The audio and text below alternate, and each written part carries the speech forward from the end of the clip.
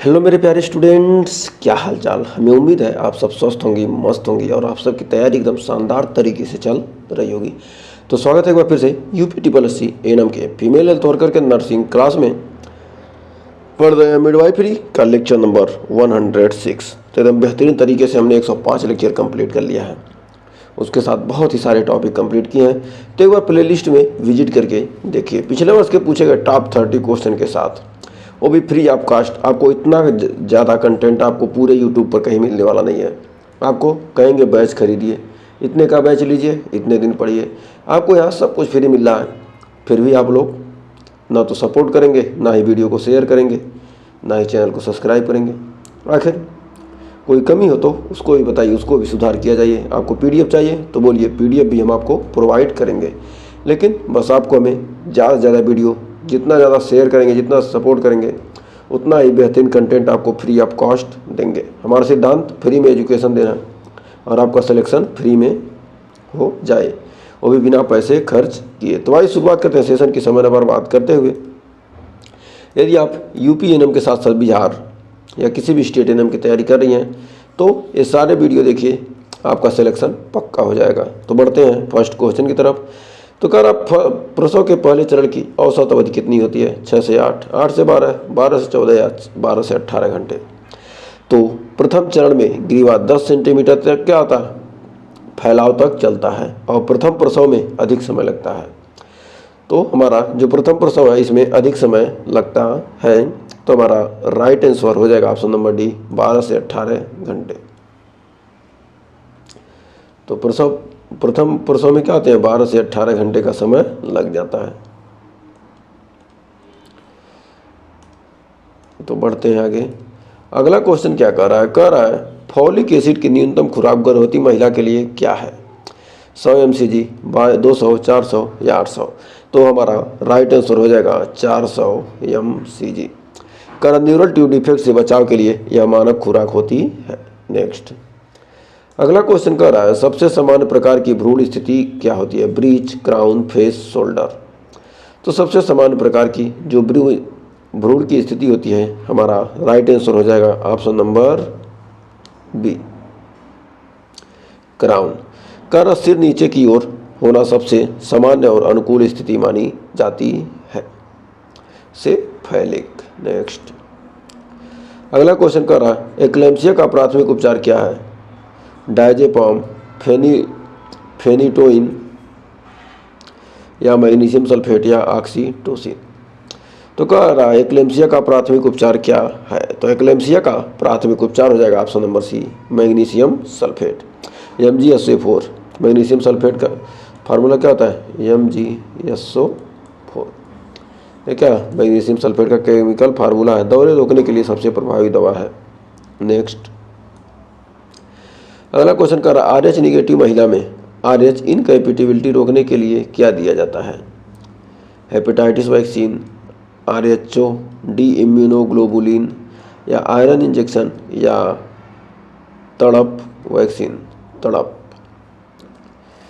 जिसके लिए तड़प जाए आदमी, वही तड़प वैक्सीन है।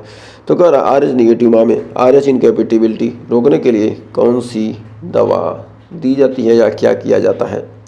तो हमारा राइट आंसर होगा option number B, RHO, D immunoglobulin. RHO D IG RS sensitisation के लिए इससे क्या होता है? बचाव करता है। तो बढ़ते हैं आगे। अगला क्वेश्चन देखिए क्या करा। कर गेस्टेशनल डायबिटीज़ का डायग्नोसिस किस टेस्ट से होता है? RBS, FBS या OGTT या HbA1c। तो कर गेस्टेशनल डायबिटीज़ का डायग्नोसिस टेस्ट किस टेस्ट से होता है? डायग्नोसिस किस टेस्ट से होता है? तो हमारा ऑप्शन नंबर हो जाएगा सी, OGTT। ओ से मतलब हो जाएगा ओरल, जी से ग्लूकोज,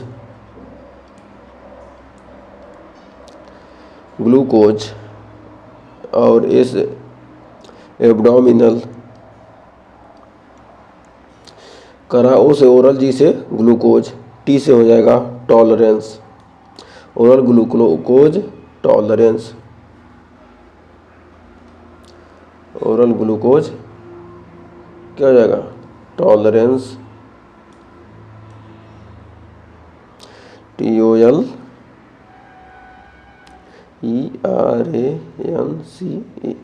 टॉलरेंस टेस्ट।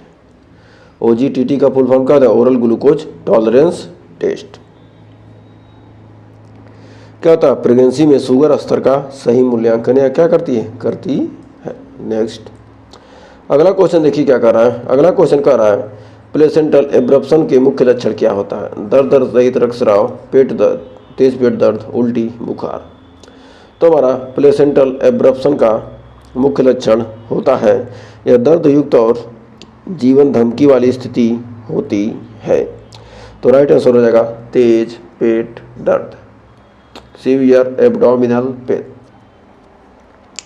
तो बढ़ते हैं आगे।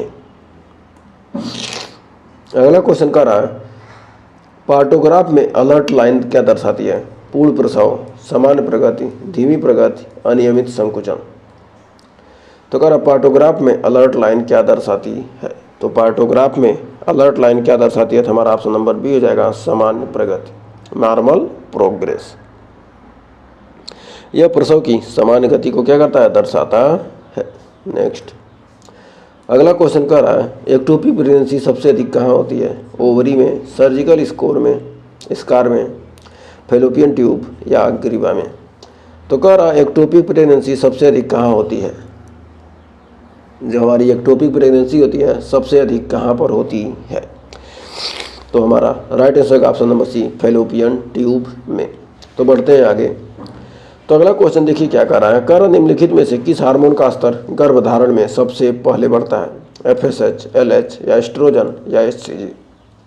तो कह रहा निम्नलिखित में से किस हार्मोन का स्तर गर्भधारण में सबसे पहले बढ़ता है? तो 10वें का राइट आंसर जल्दी से बताइए। तो राइट आंसर हो जाएगा ऑप्शन नंबर डी, HCG। किस हार्मोन का स्तर गर्भधारण में सबसे पहले बढ़ता है? HCG। यही हार्मोन प्रेगनेंसी टेस्ट में मापा जाता है। नेक्स्ट 11वां क्वेश्चन कर रहा है एक नवजात शिशु का श्वसन दर कितनी होनी चाहिए? 20 से 30, 30 से 40, 40 से 60 या 60 से 80। तो एक समान नवजात की जो हमारी प्रसव क्या होती है? श्वसन दर होती है, राइट आंसर हो जाएगा 40 से 60। इससे अधिक हो तो चिंता का विषय हो जाता है। नेक्स्ट कर लोचिया एल्बा किस दिन से शुरू होती है? Day 1, day 3, day 7, day 10। तो लोचिया एल्बा किस दिन से शुरू होती है? तो हमारा राइट आंसर हो जाएगा तीसरे सप्ताह तक चल सकती है। तो यानी ऑप्शन नंबर हो जाएगा क्या? सी। यह तीसरे सप्ताह तक चल सकती है, यानी डे 7 से शुरू होती है और तीसरे सप्ताह तक चल सकती है। नेक्स्ट कर ओवुलेशन LH सर्च कितने समय बाद होती है? 6 से 12, 12 से 24, 24 से 36 या 48 घंटे। तो कह रहा ओवुलेशन LH सर्ज कितने समय बाद होती है? तो right answer option number C, 24 से 36 घंटे। यह गर्भधारण के लिए महत्वपूर्ण समय होता है। नेक्स्ट अगला क्वेश्चन कह रहा मोलर प्रेगनेंसी में सबसे सामान्य संकेत क्या है? भारी रक्तस्राव, उल्टी, अत्यधिक HCG स्तर, भ्रूण की हृदय ध्वनि। तो मोलर प्रेगनेंसी में सबसे सामान्य संकेत क्या है? तो हमारा 14 का राइट आंसर होगा ऑप्शन नंबर सी, अत्यधिक HCG स्तर। HCG सामान्य से बहुत अधिक बढ़ता है। तो हमें उम्मीद है आपको सेशन पसंद आ रहा। सेशन पसंद आ रहा सेशन को जल्दी से कर दीजिए क्या? लाइक, शेयर, और वीडियो पसंद आ रहा है तो चैनल को सब्सक्राइब कर लीजिए। तो जल्दी से काम कर दीजिए, आपके लिए सेशन एकदम शानदार चलता रहेगा। सबसे विश्वसनीय गर्भ निरोधक कौन सा है? IUCD, कंडोम, नसबंदी या विड्रावल मेथड। तो सबसे विश्वसनीय गर्भ निरोधक कौन सा है? तो हमारा हो जाएगा अस्थायी और उच्चतम सफलता दर किसमें होती है? नसबंदी में, यानी स्टरलाइजेशन में। नेक्स्ट कह रहा है WHO के अनुसार जन्म के बाद शिशु का स्तनपान कब कराना चाहिए? 30 मिनट, 1 घंटे, 2 घंटे, 4 घंटे।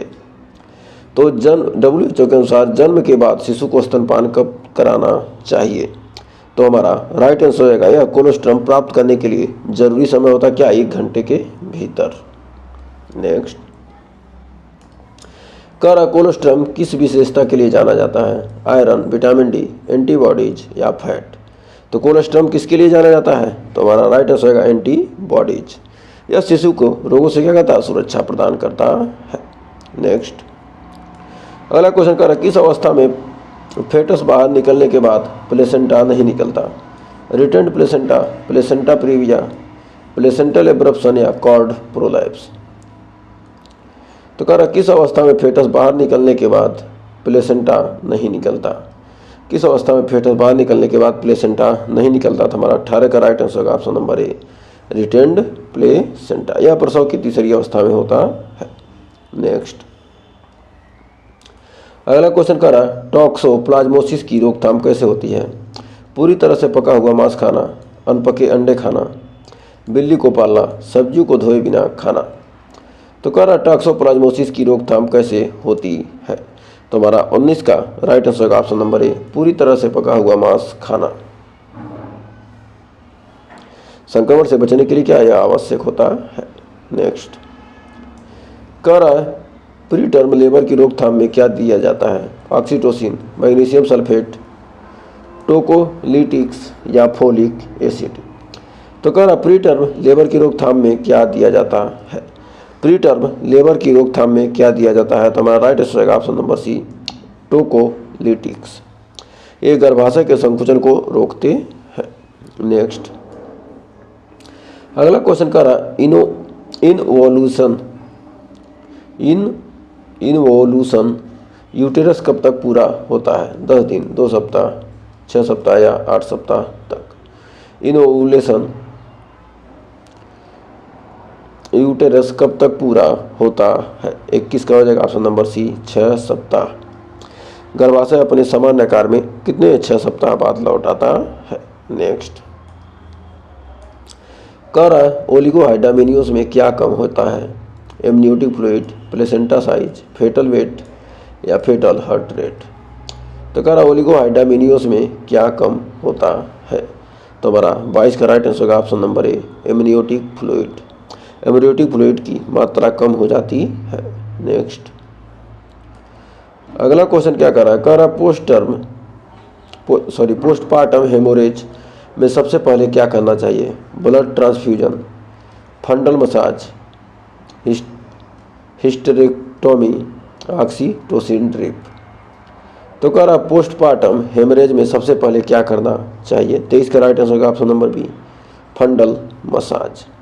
गर्भाशय की मालिश करके टोन सुधारी जाती है। नेक्स्ट, अगला क्वेश्चन कर रहा नॉर्मल फेटल हार्ट रेट क्या होता है? 100 से 120 बीपीएम, 110 से 160, 130 से 170 या 140 से 180। तो कह रहा नॉर्मल फेटल हार्ट रेट क्या होता है? तो हमारा 24 का right answer option number B, 110 से 160 बीपीएम। इससे अधिक कम या होना चिंता का विषय है। नेक्स्ट, कह रहा प्री एक्लेम्सिया का मुख्य लक्षण है हाइपोग्लाइसीमिया, प्रोटीन यूरिया, ब्राडिकार्डिया या हाइपरकैलमिया। तो कह रहा है प्री एक्लेम्सिया का मुख्य लक्षण क्या है? तो हमारा 25 का राइट आंसर होगा option number B, proteinuria. High BP के साथ प्रोटीन यूरिन में पाया जाता है। नेक्स्ट, कह रहा सबसे सुरक्षित आईयूसीडी कौन सा है? लिप्स लूप या कॉपर टी 380A या मल्टी लोड या होमोनल आईयूसीडी। तो कह रहा क्या सबसे सुरक्षित आईयूसीडी कौन सा है? तो हमारा 26 का right answer option number D, होमोनल IUCD. तो बढ़ते हैं आगे। जो हमारा क्या कर रहा सबसे सुरक्षित आईयूसीडी में हमारा क्या हार्मोनल आईयूसीडी ब्लीडिंग को भी क्या करता है? कम करता है। तो क्या हार्मोनल आईयूसीडी। नेक्स्ट, कह रहा सर्विकल कैंसर का मुख्य कारण क्या है? सिफिलिस, HIV, HPV इन्फेक्शन या हर्पीज। कह रहा सर्विकल कैंसर का मुख्य कारण क्या है? तो सर्विकल कैंसर का मुख्य कारण होता है हमारा option number C, HPV infection. HPV 16 और 18 मुख्य रूप से जिम्मेदार होते हैं। नेक्स्ट, कह रहा जीटीपल में ए का अर्थ है एबॉर्शन, एलाइव, एनोमली या एनीमिया। तो कह रहा जीटीपल में ए का अर्थ है, तो जीटीपल में ए का अर्थ होता है हमारा ऑप्शन ए, एबॉर्शन। एक अर्थ है क्या, एबॉर्शन। यह गर्भपात की संख्या को क्या करता है, दर्शाता है। नेक्स्ट अगला क्वेश्चन कर रहा है, लैक्टेशनल एमनियोहेरिया मेथड कब तक प्रभावी रहती है, 3 माह, 6 माह, 9 माह, 12 माह। तो लैक्टेशनल एमनियोहेरिया मेथड कब तक प्रभावी रहती है, तो हमारा ऑप्शन नंबर बी हो जाएगा, 6 माह तक, यदि अनन्य स्तनपान हो तो बढ़ते हैं लास्ट क्वेश्चन की तरफ। लास्ट क्वेश्चन कर रहा है, एटेनेटल विजिट्स की न्यूनतम संख्या WHO के अनुसार क्या है, 2, 3, 4, 6। तो हमारा 30वें का राइट आंसर हो जाएगा ऑप्शन नंबर सी, 4। WHO कम से कम 4 बार जांच की सलाह देता है। तो हमें उम्मीद है ये 30 क्वेश्चन आपको क्लियर हो गए होंगे। तो 30 में आपके कितने क्वेश्चन सही हैं कमेंट में ज़रूर बताइएगा। सेशन पसंद आया तो सेशन को लाइक कर दीजिए, शेयर कर दीजिए, और चैनल को अभी तक सब्सक्राइब नहीं किया तो सब्सक्राइब करना मत भूलिएगा। तो ऐसे ही शानदार सेशन के लिए हमारे चैनल को सब्सक्राइब कीजिए, लाइक कीजिए, शेयर कीजिए, कमेंट कीजिए। आपको ऐसे ही बेहतरीन कंटेंट मिलते रहेंगे। तो आज के लिए बस इतना ही, मिलेंगे नेक्स्ट वीडियो में, तब तक के लिए टेक केयर।